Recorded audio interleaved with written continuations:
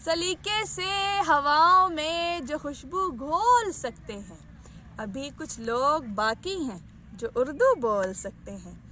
अस्सलाम वालेकुम dear students, मैं हूं उज़मा आरिफ और मैं हूं आपकी Urdu teacher English keys academy पर।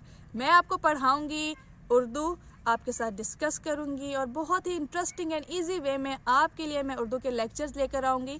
फेडरल बोर्ड ने जो SLO बेस्ड पोर्शन दिया है उर्दू का, जिसमें ग्रामर है, नज़में हैं एंड गज़लें हैं और उसके अलावा भी कितनी चीज़ें हैं वो मैं आपको पढ़ाऊंगी।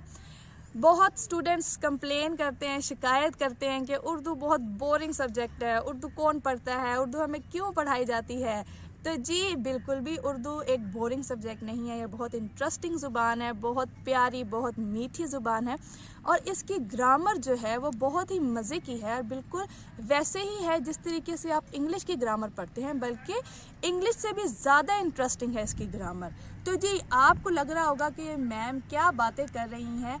तो जी जब मैं पहला लेक्चर आपके सामने लेकर आऊँगी और आपको उर्दू पढ़ाऊंगी तो आपको पता चलेगा। आप जल्दी से आप अपने दोस्तों के साथ और अपने क्लास फेलोज़ के साथ शेयर कर दें और इंतज़ार करें कि बहुत जल्द हम लेकर आ रहे हैं उर्दू के लेक्चर्स।